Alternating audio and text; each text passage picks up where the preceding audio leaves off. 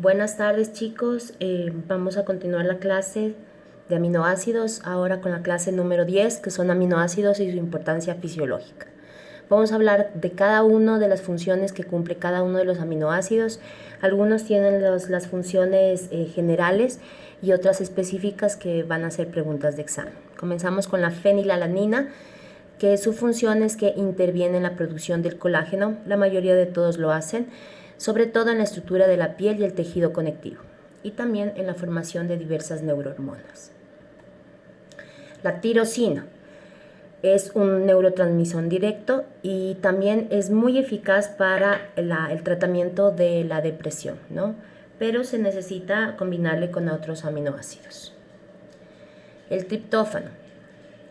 Su función principal está implicada en el crecimiento y producción hormonal, principalmente de la secreción de las glándulas adrenales.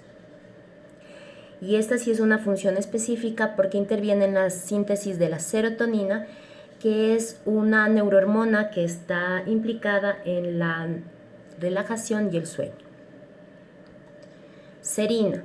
Su función es intervenir en la desintoxicación del organismo, el crecimiento muscular y el metabolismo de grasas y de los mismos ácidos grasos. La treonina, que se junta con la L-metionina y el L-aspartico, y tiene funciones también de desintoxicación. La cisteína se une junto a la cistina e intervienen en la desintoxicación, sobre todo de los antagonistas de los radicales libres. Y algo característico de ellos es que es el que mantiene la salud de los cabellos porque tiene alto contenido de azufre. La metionina, y esta es pregunta de examen, su función es principal, es específica, colabora en la síntesis de proteínas. Esta se llama limitante de las proteínas de la dieta, es decir, determina qué porcentaje de alimento se va a utilizar a nivel celular. Y esta es pregunta de examen. La prolina, igual que otras, está involucrada también en la producción del colágeno y la reparación de músculo y huesos. El ácido aspartico es importante en la desintoxicación del hígado y el funcionamiento. Obviamente, como todos los aminoácidos, interviene en la desintoxicación porque absorbe toxinas del torrente sanguíneo. La asparagina, interviene específicamente, y es pregunta de examen, en lo que son procesos metabólicos del sistema nervioso central. El ácido glutámico igual interviene en el funcionamiento del sistema nervioso central y es un estimulante del sistema inmunológico.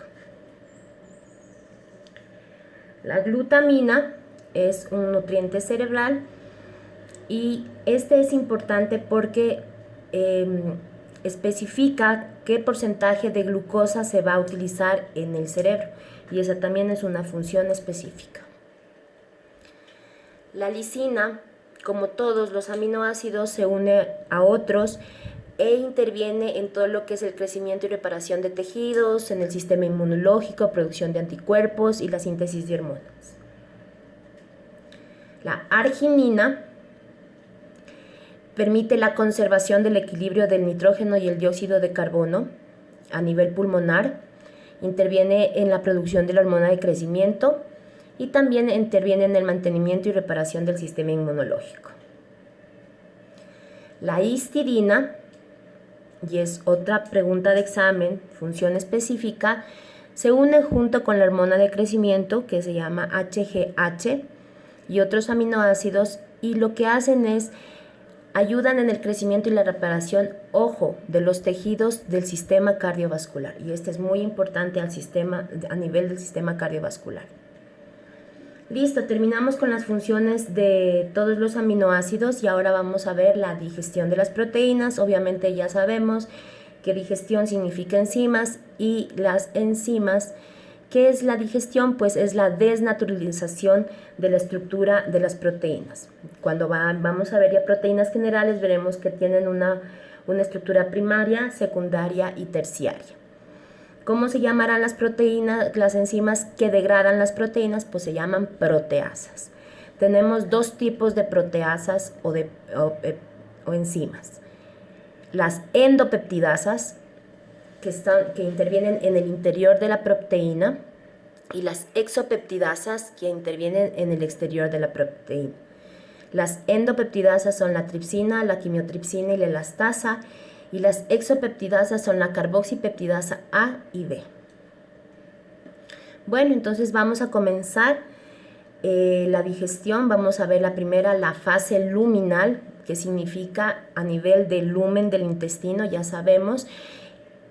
En la digestión de las proteínas no tenemos una fase a nivel bucal.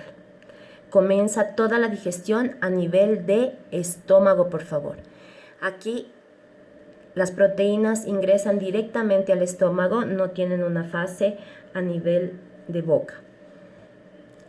Aquí las proteínas intervienen en el estómago, la pepsina, y transforma las proteínas en polipéptidos. Y en la fase luminal tenemos tres tipos de enzimas que habíamos hablado, ¿no es cierto? Tenemos la tripsina, la quimiotripsina, la carboxipeptidasa A y B, y las elastasas. Vamos a ver cada una de ellas. Comenzamos. Entonces, como les indicaba, la digestión de las proteínas se inicia a nivel de estómago junto con la acción del ácido clorhídrico y la pepsina que habíamos mencionado. No nos olvidemos que el ácido clorhídrico se sintetiza a nivel de las células parietales del estómago. ¿Y qué es lo que hace? Por favor, pregunta de examen. El ácido clorhídrico desnaturaliza las proteínas y activa el pepsinógeno, acuérdense, proenzima, para convertirlo en pepsina y así comenzar la hidrólisis enzimática. ¿Qué es el pepsinógeno? Una proenzima o simógeno que, ojo, no cataliza ninguna reacción porque es una proenzima. ¿Ya? Por favor, actúan sobre los enlaces peptídicos que están formados por aminoácidos aromáticos y alifáticos y generan lo que habíamos mencionado, oligopéptidos de gran tamaño que no son absorbibles, es decir, en el estómago no se absorbe nada. La regulación de la secreción del pepsinógeno está dado por factores hormonales como la gastrina y la histamina y neurales como el vago y la acetilcolina. Listo, seguimos con la digestión de las proteínas. ¿Cómo vamos a activar a las proteasas pancreáticas? ¿Cuáles son las proteasas? Las que vemos aquí, ¿no es cierto? Entonces, todas las proteasas pancreáticas, ojo, estamos hablando de lumen, ya vamos a hablar del lumen intestinal, son secretadas en forma inactiva, es decir, como proenzimas, y comienzan a activarse como cascada. ¿Quién le activa? ¿Quién es la primera enzima que activa esta cascada? Se llama enteroquinasa. Entonces tenemos el tripsinógeno y viene la enteroquinasa y le activa a la tripsina. La tripsina como en sí activa al resto de enzimas que habíamos visto, a las endopeptidasas y a las ectopeptidasas. La tripsina activa al tripsinógeno y lo transforma en más tripsina, al quimiotripsinógeno en quimiotripsina, a las proelastasas en elastasas. Estas son las endopeptidasas. Y las ectopeptidasas que habíamos visto es la procarboxipeptidasa A y la transforma en carboxipeptidasa A y la procarboxipeptidasa B en carboxipeptidasa B. No nos olvidemos, insisto, la primera enzima que actúa a nivel del lumen intestinal es la enteroquinasa, activando de tripsinógeno a tripsina. Y la tripsina hace mucho más tripsina y el resto de las proteasas. Vamos a ver las funciones de cada una de estas enzimas. La tripsina, como la pepsina, tiene un efecto autocatalítico que hace que se formen más tripsina. La quimiotripsina se secreta igual como habíamos visto como simógeno o proenzima, se activa por la tripsina. ¿Y qué es lo que reconoce y corta específicamente: triptófano, tirosina, fenilalanina, metionina y leucina. ¿En qué extremo? En el extremo carbonilo de la unión peptídica. La elastasa, de igual manera, se secreta como proenzima o simógeno o proelastasa y se activa por igual por la tripsina. ¿Y a quién reconoce? A la alanina, a la glicina y a la serina en el igual el extremo carbonilo de la unión peptídica. Las carboxipeptidasas A y B, como habíamos mencionado, son exopeptidasas. Se secretan como procarboxipeptidasas. ¿Y quién le activa? La tripsina. La carboxipeptidasa A reconoce casi a todos los aminoácidos, pero en el extremo C terminal. Entonces aquí tenemos un ejemplo de lo que estamos hablando. Todavía estamos en lumen. Las proteínas obviamente están aquí a nivel de estómago y hacen oligopeptidasas. Vienen todas lo que son las proteasas, a nivel de las proteasas pancreáticas, y pueden hacer péptidos o aminoácidos directamente.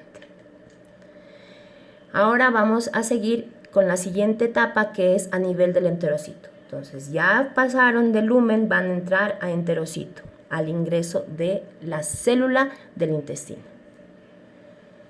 Entonces tenemos dos fases: la fase parietal de la digestión intestinal de las proteínas, donde están las proteasas intracelulares, por favor, y aquí tenemos amino, di y tripeptidasas y prolina dipeptidasas.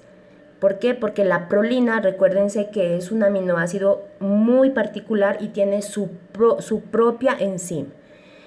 ¿Qué hacen estas proteasas intracelulares? Digieren oligopéptidos luminales y los liberan a ser aminoácidos libres o formar dipéptidos y tripéptidos. Una vez que terminamos ya de absorber en todo lo que es el enterocito, terminamos acá, ustedes ven acá dipéptidos, tripéptidos y los aminoácidos que ya están directamente. Los dipéptidos, está la dipeptidasa, los tripéptidos, la tripeptidasa, para formar directamente aminoácidos. Entonces los aminoácidos, una vez que ya están siendo digeridos, vamos a tener que absorberlos. ¿Cómo los vamos a absorber? Obviamente por dos tipos de actividades, una por transporte activo y otra por pinocitosis. Entonces, el transporte activo, ¿cómo se hace? Siempre acuérdense que es asociado a sodio. Y la otra actividad se puede hacer por medio de pinocitosis. Nosotros sí conocemos la que es pinocitosis, es la invaginación de la membrana plasmática.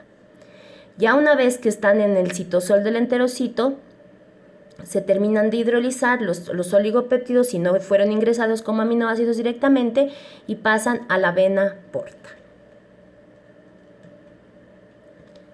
Y aquí tenemos ya lo que estamos hablando del enterocito. Puede entrar como aminoácidos, entran directamente por pinocitosis o pueden con cotransporte y pasar directamente a la sangre portal. Ahora vamos a hablar un poco de los oligopéptidos de interés biológico. Quiero recordarles en esto que, como siempre les digo, es más es informativo para que ustedes tengan conocimiento cuando ya vayan en niveles superiores. No vamos a hacer hincapié en realmente, hay muchos oligopéptidos que son importantes, vamos a mencionar los principales. Pero suelo decirles que no tomo esto porque no es mi función darles tan allá o más específicos, sino más bien tener conocimiento cuáles pueden ser su importancia y cuáles pueden ser de interés. Entonces vemos que cuáles, entre ellos las hormonas, la TRH, que es la liberadora de tirotropina, la oxitocina, ya habíamos hablado, la insulina, que es una hormona pancreática, y el glucagón. Siempre mencionábamos el glucagón, que es el que regula el metabolismo de la glucosa, pero una vez que ya se haya acabado la glucosa. Neuropéptidos. También los oligopéptidos son los neuropéptidos. ¿Qué significan neuropéptidos? Pues obviamente de función cerebral, ¿no es cierto? Pueden ser estimulantes como inhibidoras. Participan en los mecanismos del aprendizaje, de la memoria, la regulación de la ingesta, de la comida, del dolor, de la fiebre. Estos neuropéptidos se dividen en 4 grandes grupos: factores de liberación hipotalámico, péptidos hipofisarios, péptidos del aparato digestivo y grupo ecléptico. Esto sí es importante y esa es pregunta de examen: ¿cuáles son los 4 grupos de neuropéptidos? No los ejemplos, porque podrían nombrar muchísimos más. También los oligopéptidos pueden ser los opiáceos. ¿Qué son los opiáceos? Son drogas exógenas, como por ejemplo la morfina, que actúa a nivel de la conducta. ¿Y cómo lo hacen? Bloquean la percepción del dolor, inducen euforia, reducen la tos, inducen el sueño, causan emesis, constipación. Solo podemos hablar como grande grupo como los opiáceos u opioides. Péptidos natriuréticos. Esto es importante porque los péptidos natriuréticos se dan en casi todo el organismo y son reguladores. Entonces tenemos a los péptidos atrial natriurético, atrial a nivel de cardio, urodilatadina a nivel de aparato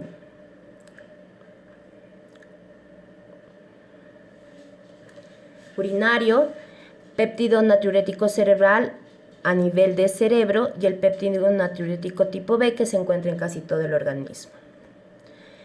Péptidos vasoactivos. Quiere decir que los oligopéptidos también pueden ser vasoconstrictores y vasodilatadores. Aquí tenemos la angiotensina 2, la vasopresina, las endotelinas, y como vasodilatadores la bradiquinina, los péptidos natriuréticos nuevamente, los péptidos intestinales. Es decir, los oligopéptidos son hormonas, son opiáceos y también pueden ser vasoactivos, es decir, actúan a nivel de las grandes venas y de las arterias. Péptidos gastrointestinales. Tenemos 7 familias de péptidos gastrointestinales. Tenemos la familia de la gastrina con la colecistoxiquinina, familia de la secretina y péptido intestinal vasoactivo, familia del péptido liberador de gastrina, familia de la neuroquinina y sustancia P, familia de la somatostatina, familia del polipéptido pancreático, y tenemos otro tipo de péptidos gastrointestinales. Como yo siempre les digo, solamente es importante que sepa que tenemos péptidos gastrointestinales, no es necesario que sepan las funciones, porque todavía ese conocimiento es muy amplio para el nivel que estamos ahora. Bueno, chicos, con esto hemos terminado. Fue una clase, esta clase es rapidita, así que vamos avanzando y esperando que podamos terminar pronto para que podamos rendir su tercer parcial y puedan ustedes prepararse para el integral. Que tengan buena tarde.